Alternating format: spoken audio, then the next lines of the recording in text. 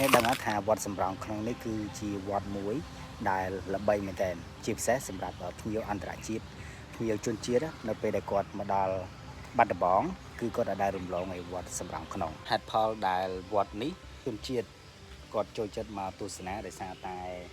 នៅក្នុងវត្តនេះវាតាក់ទងជាមួយនឹងរបបសម័យខ្មែរក្រហមហើយនៅក្នុងវត្តនេះនៅពេលដែលអ្នកទាំងអស់គ្នាមកខាងក្រៅវត្តអ្នកទាំងអស់គ្នានឹងឃើញអគារមួយគេដាក់ថាអគារសួរចម្លើយនឹងធ្វើទរណកម្មនេះអគារហ្នឹងនៅខាងក្រៅខាងនោះហើយនៅក្នុងហ្នឹងគេមានដាក់សម្ភារៈសម័យខ្មែរក្រហមដូចជាស្បែកជើងមួកហើយនិងសម្ភារៈធ្វើទរណកម្មមួយចំនួនទៀតគេដាក់តាំងបង្ហាញនៅកន្លែងហ្នឹងដោយសារតែខ្ញុំមកពេលល្ងាចមក6ហើយអញ្ចឹងកន្លែងហ្នឹងត្រូវបានគេបិទហើយអ្វីដែលសំខាន់នៅពេលដែលអ្នកទាំងអស់គ្នាដើរមកជំហៀងវត្តនេះដើរមកជំហៀងវត្តអ្នកទាំងអស់គ្នានឹងឃើញបាទនៅខាងនោះបាទកន្លែងហ្នឹងគេ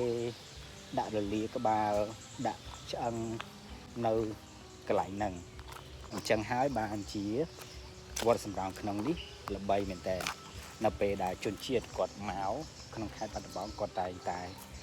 មកកន្លែងនេះដើម្បីមករៀនសូត្រយល់ដឹងពីសម័យខ្មែរក្រហមហ្នឹងអូខេ so អញ្ចឹងខ្ញុំគ្រាន់តែបង្ហាញអ្នកទាំងអស់គ្នាខ្លះទេសម្រាប់អ្នកដែលនៅក្នុងខេត្តបាត់ដំបងហើយឆ្ងល់ថាហេតុអីបានជាជនជាតិភាគច្រើនមកវត្តសម្រងក្នុងនេះធ្វើអីគេអូខេអ្នកទាំងអស់គ្នាអាចមកបាន